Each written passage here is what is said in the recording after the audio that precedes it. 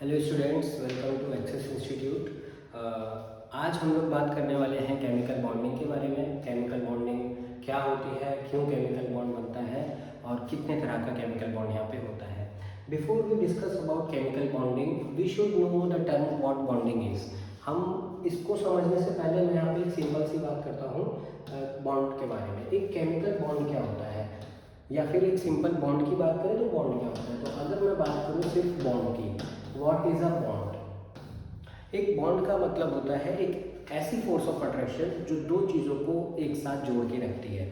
For example, आप फेविकोल का इस्तेमाल करते हो तो फेविकोल का क्या काम होता है। फेविकोल हमारा दो चीज़ों को साथ में जोड़ के रखता है। अडहेसिव बॉन्ड बोला जाता है, दो चीज़ों को जोड़ने वाला। दो दोस्तों के बीच में फ्रेंडशिप होती है, फ्रेंडशिप बॉन्ड बोला जाता है, क्योंकि वो फ्रेंडशिप जो है उनमें उन दोनों का जो नेचर है वो कहीं ना कहीं एक दूसरे को अट्रैक्ट करता है, जिसकी वजह से वो दोनों लोग साथ रहते हैं। सिमिलरली हमारे सिबलिंग्स के साथ बॉन्ड होता है, क्योंकि हम लोग एक दूसरे से जुड़े हुए हैं ब्रदर सिस्टर के रिलेशन से। वो भी क्या है, एक बॉन्ड है। मम्मी पापा के बीच में एक बॉन्ड होता है, उन दोनों के मैरिज से वो जुड़े हुए हैं। सो बॉन्ड क्या है, बेसिकली बॉन्ड क्या है, bond it is a force of attraction. अगर मैं बोलना चाहूँ तो बॉन्ड एक फोर्स ऑफ अट्रैक्शन है that holds two things together. Force of attraction that holds two things together, जो दो चीज़ों को एक साथ रखती है। इस फोर्स ऑफ अट्रैक्शन को क्या बोला जाता है बेटा, बॉन्ड बोला जाता है। अब ये बॉन्ड में अगर मैं स्पेशली बात करूँ केमिकल बॉन्ड की, तो बॉन्ड हम लोग समझ चुके हैं।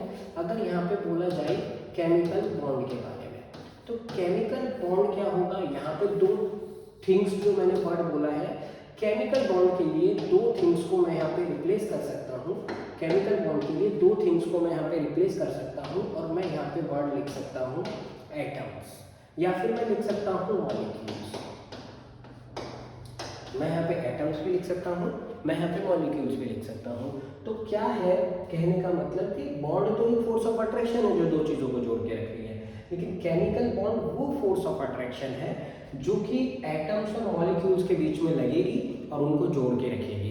आखिर बॉन्ड क्यों बन रहा है, क्योंकि स्टेबिलिटी पाने के लिए। अब देखो, हर चीज़ अपने आप को स्टेबल करना चाहती है। स्टेबल क्यों करती है, क्योंकि वो लंबे समय तक एज सच बिना चेंज हुए रह सके। हम अगर इंसानों को देखें तो हम लोग भी स्टेबल होना चाहते हैं, इसीलिए हम लोग पढ़ाई करते हैं, मेहनत करते हैं, ताकि एक अच्छा स्टेबल फ्यूचर हम लोगों को मिल सके। सिमिलरली एटम्स के केस में भी यही होगा, मॉलिक्यूल्स के केस में भी यही होगा। मॉलिक्यूल्स एटम अपने आप को स्टेबलाइज करने के लिए वो बॉन्ड बनाना शुरू कर देते हैं। जैसे कि हम लोग जब नए स्कूल में एडमिशन होते हैं तो क्या होता है कि हम लोगों का दूसरे लोगों के साथ इंटरेक्शन नहीं होता है, जिसकी वजह से हम लोग एक अपने आप को बहुत अलग महसूस करते हैं। तो क्या होता है कि नए स्कूल में गए, हम वहाँ नए दोस्त बनाते हैं, नए लोगों से मिलते हैं, नए बच्चों से मिलते हैं, एक इंटरेक्शन होता है, तो स्टेबिलिटी आ जाती है कि हाँ, कि अब हम लोगों का जो स्कूल में जो सोशल हम लोगों का एक तरीके से लाइफ है, या फिर हम लोग बोलेंगे सोशल स्किल्स डेवलप होना शुरू हो जाएगा। सेम चीज़ यहाँ पे केमिकल्स के साथ होती है, एटम के साथ होती है। यहाँ पे इनको सोशल लाइफ से कोई मतलब नहीं होता, इनकी कोई सोशल स्किल डेवलप नहीं होने वाली है, बट इनको स्टेबिलिटी मिलने वाली है। अब स्टेबिलिटी कैसे मिलती है, हर चीज़ की स्टेबिलिटी डिफाइन करने के लिए अलग अलग पैरामीटर्स होते हैं। जैसे कि इंसानों के लिए हो सकता है एक अच्छी जॉब लेना हो, किसी के लिए हो सकता है एक अच्छा बिजनेस करना स्टेबिलिटी हो, किसी के लिए हो सकता है खुद का अपना कोई एक गवर्नमेंट जॉब पाना स्टेबिलिटी हो। इसी तरीके से एटम्स के लिए स्टेबिलिटी होती है उनका इलेक्ट्रॉनिक कॉन्फ़िगरेशन। अभी हम लोग इलेक्ट्रॉनिक कॉन्फ़िगरेशन क्या होता है, कैसे हम लोग इसको डिफाइन करते हैं, कैसे हम निकालते हैं, वो देखेंगे one by one. Let's discuss first what chemical bonding is. अब केमिकल बॉन्डिंग को डिस्कस करते हैं। तो जनरल आइडिया मैं आपको दे चुका हूँ केमिकल बॉन्डिंग क्या होता है। उसके बाद अब केमिकल बॉन्डिंग की बात करें या केमिकल बॉन्ड की बात करें, तो एक केमिकल बॉन्ड क्या होता है, what is a chemical bond. So a chemical bond may be defined as a force of attraction between any two atoms in a molecule to maintain stability. Stability maintain करने के लिए दो molecule के बीच में, एक मॉलिक्यूल के अंदर जो दो एटम्स को जोड़ के फोर्स ऑफ अट्रैक्शन रख रही है, that is called as your chemical bond. इसको क्या बोला जाता है बच्चा, हमारा केमिकल बॉन्ड बोला जाता है। अब स्टेबिलिटी का क्या मतलब है, स्टेबिलिटी कैसे मेंटेन हो रही है। For example let's take a simple example of hydrogen. अगर हम लोग यहाँ पे हाइड्रोजन का एग्जांपल लेते हैं, so we all know that hydrogen has only अब हमारा जो एटम्स हैं उनको चाहिए कि वो नोबल गैस कॉन्फ़िगरेशन अचीव करें।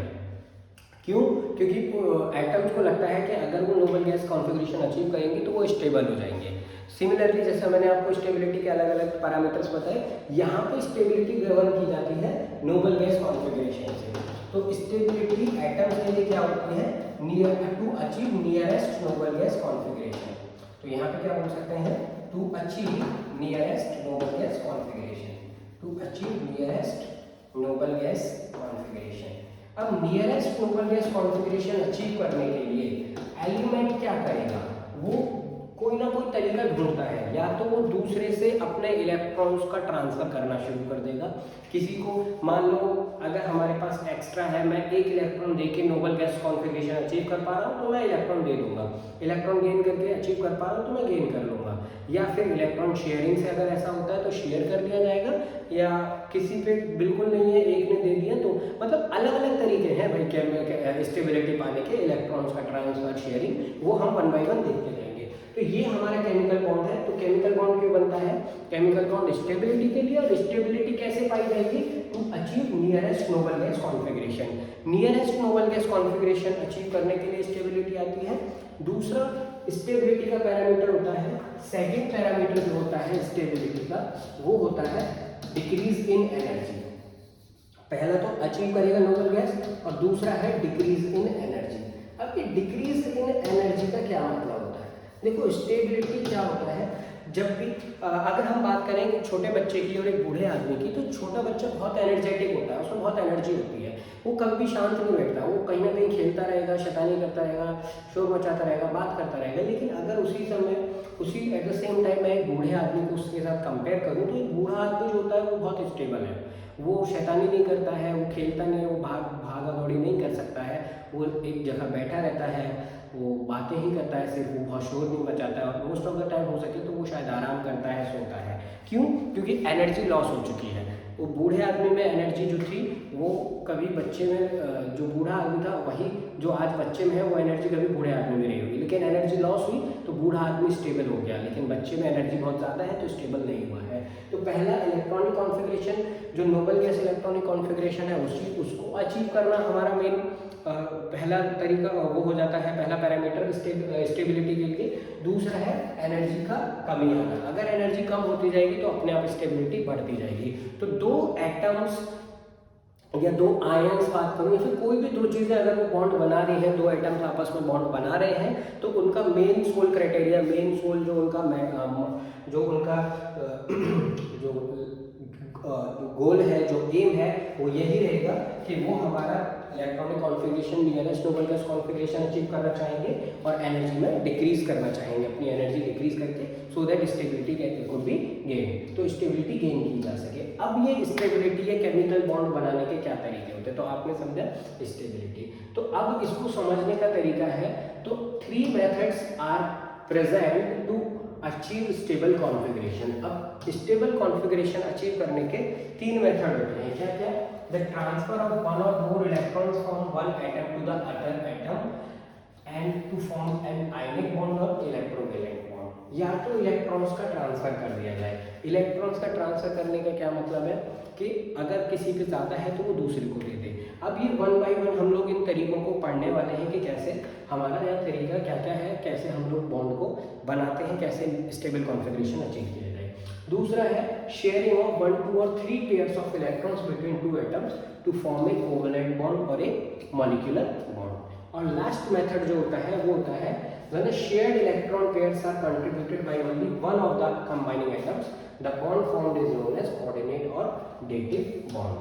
अब ये 3 तरीके हैं जिससे कि नोबल गैस कॉन्फ़िगरेशन को अचीव किया जा सकता है, स्टेबिलिटी को गेन किया जा सकता है। सबसे पहले जो इलेक्ट्रॉन ट्रांसफर का तरीका होता है, इससे बनने वाली जो फोर्स ऑफ अट्रैक्शन है, इससे बनने वाला जो बॉन्ड है उसको या तो इलेक्ट्रोवैलेंट बोला जाता है या फिर उस बॉन्ड को आयनिक बॉन्ड बोला जाता है।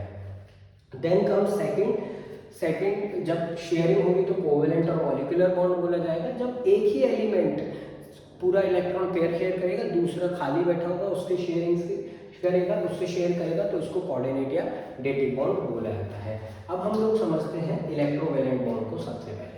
अब इलेक्ट्रोवैलेंट बॉन्ड बनने के लिए क्या चीज़ की जरूरत होती है, होता क्या है। अब इलेक्ट्रोवैलेंट बॉन्ड जैसा आपने समझा कि इलेक्ट्रॉन्स का ट्रांसफर होगा, so the chemical compounds formed as a result of the transfer of electrons from one atom of an element to one atom of another element are called electrovalent compounds or ionic compounds, and the bond formed between these compounds is called as ionic bond or electrovalent bond। अभी ध्यान से यहाँ पे हम लोग समझते हो क्या है, जैसे कि ये सोडियम और क्लोरीन, मैं सिंपल आपको समझाता हूँ।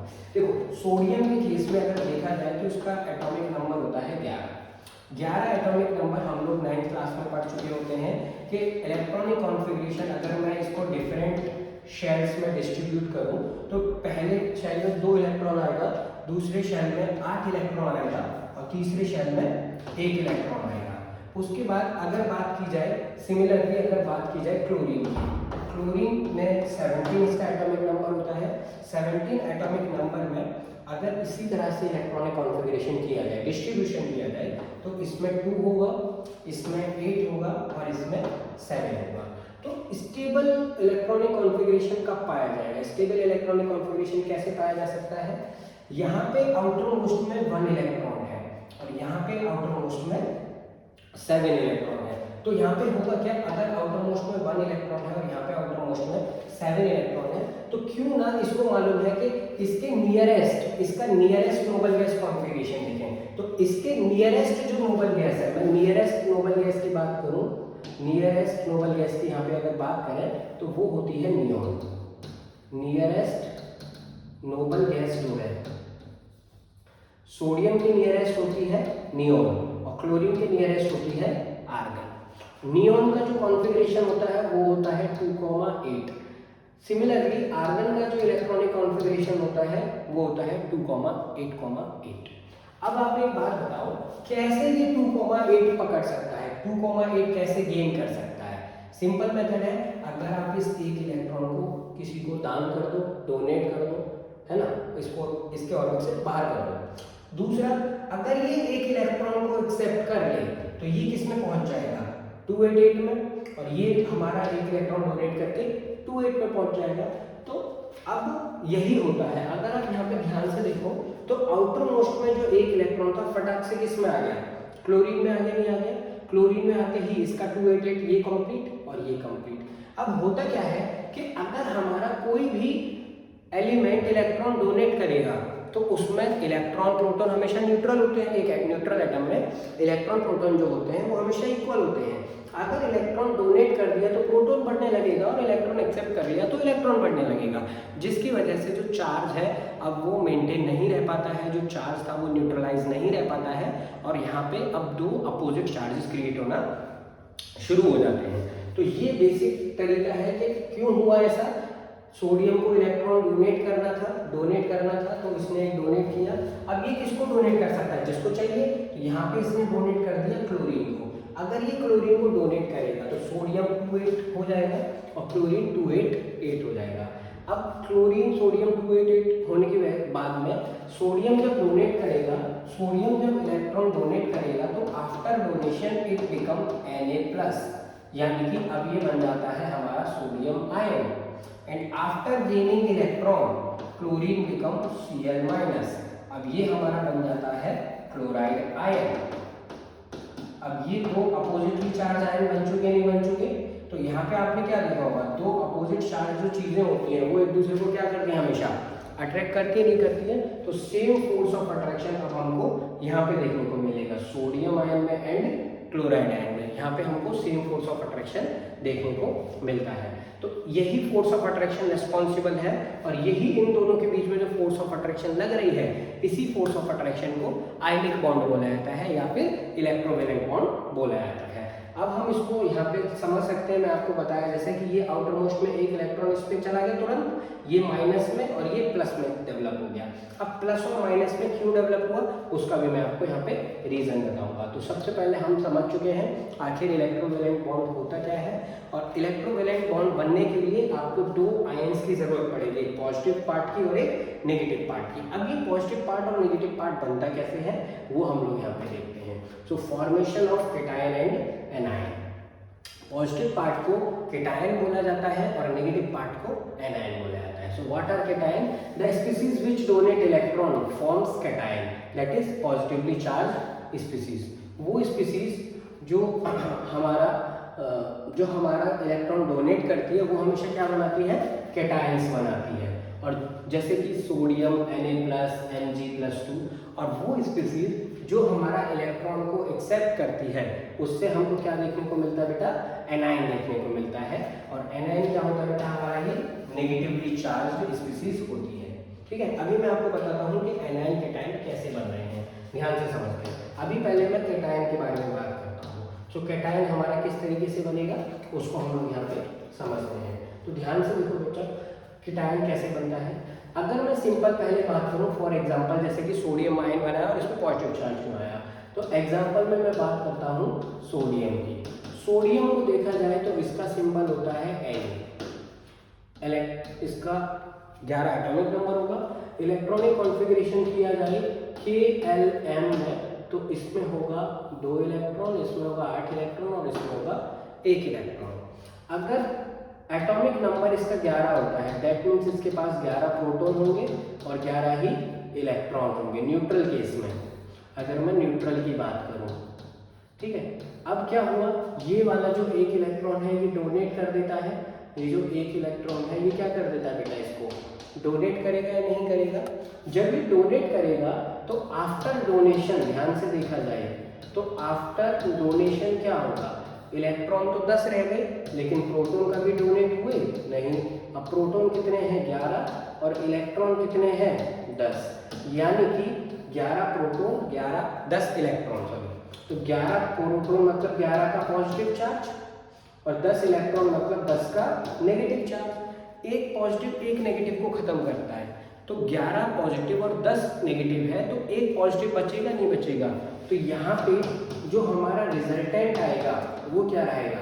1 पॉजिटिव लेफ्ट रहेगा या नहीं रहेगा? और ये 1 पॉजिटिव लेफ्ट कहाँ रहेगा? ऑन Na, सोडियम पे। तो इसीलिए मैं बोला कि जब भी कोई स्पीसीज डोनेट करती है तो वो केटायन बनाती है, क्योंकि वो 1 इलेक्ट्रॉन को खत्म कर रही है, जिसकी वजह से पॉजिटिव चार्ज उसमें बढ़ने लगता है और नेगेटिव चार्ज उसका घटने लगता है। ये हम बोलते हैं इस चीज को। और जो आफ्टर डोनेशन जो यहाँ पे स्पीसीज बनी, इस स्पीसीज को बोला जाता है केटायन। तो यहाँ पे जो ये Na था आफ्टर डोनेशन, ये क्या बन जाएगा बच्चा? आफ्टर डोनेशन अगर देखा जाए आफ्टर डोनेशन तो ये चीज हमारी क्या बन जाएगी? Na+। क्यों? क्योंकि इसमें 1 इलेक्ट्रॉन डोनेट हो चुका है और अगर देखा जाएगा तो अब इसमें सिर्फ 2,8 इलेक्ट्रॉन ही बचे हुए होंगे। तो ये चीज को हमको यहाँ पे ध्यान से समझना था। तो जब भी कोई चीज इलेक्ट्रॉन डोनेट करेगी, अगर वो 1 इलेक्ट्रॉन डोनेट कर रही है तो Na+ या फिर 1+ का चार्ज आएगा। और दीज स्पीसीज, इसको क्या बोलते हैं हम? केटायन। इसको बोला जाता है केटायन, और केटायन पे हमेशा पॉजिटिव चार्ज प्रेजेंट रहता है। अगर दूसरी चीज, अगर मैं ऑन द अदर हैंड बात करूं क्लोराइड आयन की या फिर क्लोरीन की, तो क्लोरीन नेगेटिवली चार्ज क्यों होते हैं? सो क्लोरीन की बात की जाए, क्लोरीन Cl इसका सिंबल होता है, इसका एटॉमिक नंबर होता है 17। देखा जाए तो ये हो जाएगा 2,8,7 KLM 2,8,7 ये होगा। अब क्लोरीन को क्या करना है? 7 से 8 करना है, अभी आपने देखा था। तो ये क्या करेगा? 1 इलेक्ट्रॉन को एक्सेप्ट करेगा। ये क्या करेगा? 1 इलेक्ट्रॉन इज एक्सेप्टेड। जब 1 इलेक्ट्रॉन एक्सेप्ट होगा तो यहाँ पे होगा क्या? क्लोरीन बनता है क्लोराइड आयन। अभी माइनस क्यों लगा रहा हूँ वो समझाऊंगा। 1 इलेक्ट्रॉन जब एक्सेप्ट होगा तो ये क्या बनेगा? अब इसमें KLM में देखा जाए तो 288 ये हमारे यहाँ पे बन जाएगा। क्लोराइड आयन में 288 यहाँ पे देखने को हमको मिलेगा। ठीक है, उसके बाद अगर हम लोग यहाँ पे बात करते हैं, क्लोराइड आयन में 288 हो गया है। अब यहाँ पे देखा जाए तो क्लोराइड आयन में, क्लोरीन में जो एटॉमिक नंबर होता है 17 होता है, यानी कि इसके पास देखा जाए इधर 17 प्रोटॉन्स थे और 17 ही इलेक्ट्रॉन्स थे यहाँ पे। ठीक है, लेकिन ये क्या था? न्यूट्रल में। अगर आफ्टर एक्सेप्टेंस, आफ्टर अगर यहाँ पे एक्सेप्ट करने के बाद देखा जाए, आफ्टर एक्सेप्टिंग इलेक्ट्रॉन एक्सेप्ट करने के बाद देखा जाए तो अब यहाँ पे प्रोटॉन कितने हैं बच्चा? 17 प्रोटॉन है। प्रोटॉन तो एक्सेप्ट नहीं हुए, लेकिन इलेक्ट्रॉन कितने हो चुके हैं? 18 इलेक्ट्रॉन हो चुके हैं, नहीं हो चुके, यानी कि 17 का पॉजिटिव चार्ज है भाई, 18 का नेगेटिव चार्ज है। तो इसका जो रिजल्टेंट चार्ज बनेगा 1 का नेगेटिव बनेगा या नहीं बनेगा? 1 नेगेटिव बनेगा। तो क्लोरीन पे कैसा चार्ज आएगा? माइनस। 2 इलेक्ट्रॉन गेन करता तो माइनस का 2, 3 करता तो माइनस का 3 हो जाता। तो यहाँ पे क्या होता है? तो अब यहाँ पे क्या होगा, ये हमारा क्या बनाएगा? एक एनायन को जनरेट करता है। जब भी नेगेटिव चार्ज आएगा तो ये क्या जनरेट करता है बच्चा? हमारा एक एनायन को जनरेट करता है। So negative charge, when negative charge is formed on any atom it becomes anion. अब होगा क्या? एक कैटायन है, कैटायन C+ एनायन A-। तो अब इन दोनों के बीच में क्या होगा?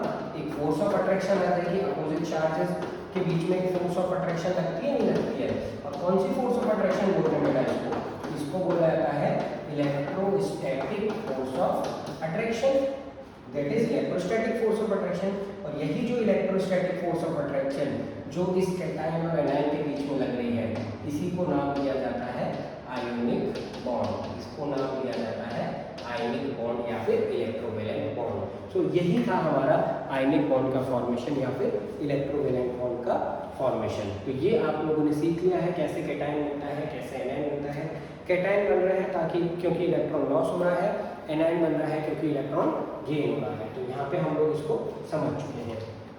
अब उसके बाद कैटायन एनायन के बाद अब इसी तरीके से ऑक्सीजन 2 गेन करता है तो उस पर -2 का चार्ज आता है, क्लोरीन 1 करता है तो -1 का। अब why are ionic compounds stable? अभी जो हमारे आयनिक कंपाउंड्स हैं आखिर ये स्टेबल क्यों होते हैं? तो मैंने आपको बताया स्टेबल क्यों, क्योंकि जब 2 चीज़ें अट्रैक्ट करेंगी तो एनर्जी लॉस होगी, एनर्जी लॉस होगी तो स्टेबिलिटी गेन हो जाएगी। तो ध्यान से आप देखें, so ionic compounds are formed by ions, ion से बनते हैं, but there also a repulsive force between ions for like charges. Since the electrostatic force of attraction between opposite charges is much higher, it makes ionic compound stable. कहने का क्या मतलब है कि Na+ जो है और Cl- इसमें भी इलेक्ट्रॉन है, इसमें भी इलेक्ट्रॉन्स हैं, लेकिन जब ये दोनों इलेक्ट्रॉन्स एक दूसरे को अट्रैक्ट करेंगे, जब ये दो चीज़ें पास आएंगी तो यहाँ पे रिपल्सन होगा इलेक्ट्रॉन्स के बीच में, सेम चार्जेस के बीच में। बट बोला क्या गया है कि इसका जो रिपल्शन है ये रिपल्शन अट्रैक्शन से बहुत कम होता है, जिसकी वजह से आयनिक कंपाउंड हमारा स्टेबल हो जाता है। तो बस आपको ये ध्यान रखना है कि यहाँ पे अट्रैक्शन जो होगा वो ज़्यादा होगा, रिपल्शन कम होगा, जिसकी वजह से आयनिक कंपाउंड हमारे स्टेबलाइज हो जाते हैं। उसके बाद हम लोग बात करते हैं स्ट्रक्चर। तो ये आखिर किस तरीके का आयनिक कंपाउंड्स का स्ट्रक्चर होता है और आयनिक कंपाउंड्स बनाए कैसे जाते हैं वो हम लोग यहाँ पे डिस्कस करने वाले हैं। So it is the structure. इस तरीके से आयनिक कंपाउंड जुड़े हुए रहते हैं। ध्यान रखना, आयनिक कंपाउंड के बीच में कभी डैश लाइन नहीं दिखानी है कि डैश लाइन बना दी कि ये इसको जोड़ रहा है, नहीं। आयनिक कंपाउंड के बीच में जस्ट एक फोर्स ऑफ अट्रैक्शन है, वो फोर्स ऑफ अट्रैक्शन हमको यहाँ पे शो करनी है। आयनिक कंपाउंड्स के बीच में जस्ट एक फोर्स ऑफ अट्रैक्शन होती है जो कि हमको यहाँ पे देखनी है। सो अब आयनिक कंपाउंड में कुछ एग्जांपल्स आपको बताता हूँ। For example sodium chloride. अब आप कैसे रिप्रेजेंट करोगे आयनिक कंपाउंड को? तो आयनिक कंपाउंड को रिप्रेजेंट करने का पहले आप बनाएंगे जो भी आपको कैटायन एनायन दिख रखे हैं वो बनाएंगे। फॉर एग्जांपल सोडियम लिखा हुआ है Na, आप इसका इलेक्ट्रॉनिक कॉन्फिगरेशन लिखेंगे 2,8,1। आपको दिख रहा है दूसरा क्लोरीन है, क्लोराइड Cl है, आप इसका इलेक्ट्रॉनिक कॉन्फिगरेशन लिखेंगे 2,7। फिर जो आउटर मोस्ट इलेक्ट्रॉन है आप इस आउटर मोस्ट इलेक्ट्रॉन को रिप्रेजेंट करेंगे। Na यहाँ पे बना दिया प्लस, एक आउटर मोस्ट में है, Cl यहाँ पे बना दिया 7। अब इसको एक की जरूरत है तो आप इसको इस तरीके से यहाँ पे डोनेशन दिखाएंगे। डोनेशन दिखाने के बाद it will become Na+ and it will become Cl-। Donation के बाद ये Na+ बनेगा क्योंकि एक का डोनेशन हुआ है और ये Cl- बनेगा। फिर क्या होगा, अब आप यहाँ पे Na+ और Cl- को जोड़ेंगे तो क्या बन जाएगा? NaCl बनेगा, नहीं बनेगा, क्योंकि एक Na है और एक Cl है। सिंपल ये तरीका होता है सोडियम क्लोराइड या फिर किसी भी आयनिक कंपाउंड को रिप्रेजेंट करने का। उसके बाद आप लोग इसको लिख सकते हैं। उसके बाद हम यहाँ पे देखेंगे नेक्स्ट एक और एग्जांपल है मैग्नीशियम क्लोराइड। अब मैग्नीशियम क्लोराइड का जरा सिंबल हम यही तरीके से बनाए। तो देखो मैग्नीशियम का सिंबल लिखेंगे, इसका एटॉमिक नंबर होता है 12 यानी कि 2,8,2। हम यहाँ पे क्लोरीन का सिंबल लिखेंगे 17 होता है यानी कि 2,8,7। अब मैग्नीशियम के आउटर मोस्ट में कितने इलेक्ट्रॉन है भाई? 2 इलेक्ट्रॉन है। लेकिन क्लोरीन के आउटर मोस्ट में कितने इलेक्ट्रॉन है? 7 इलेक्ट्रॉन है। इसको एक की ज़रूरत है लेकिन इस पे 2 है। तो अगर ऐसा होता है तो एक और को गेन करने के लिए दूसरा क्लोरीन एटम यहाँ पे आएगा। ये दूसरा क्लोरीन एटम इधर आएगा, 2 यहाँ पे, 2 यहाँ पे, 1 यहाँ पे। तो अब एक इलेक्ट्रॉन इसको मिलेगा, दूसरा इलेक्ट्रॉन इसको मिल जाएगा। तो जब एक इलेक्ट्रॉन उसको मिलेगा, ये कौन सा चार्ज गेन करेगा? 2 इलेक्ट्रॉन लॉस हुआ है तो +2। यहाँ पे 2 Cl है, बच्चा ध्यान रखना Cl पे -2 नहीं लगाना है। 2 Cl है तो एक पे माइनस, दूसरे पे माइनस, 2 माइनस 2 प्लस यानी अट्रैक्शन होगा। अट्रैक्शन होगा तो एक Mg था और 2 Cl था तो क्या बनेगा? MgCl2। ये तरीका हम लोगों ने यहाँ पे देख लिया। इस तरीके से केमिकल बॉन्ड को बनाया गया, इस आयनिक बॉन्ड को।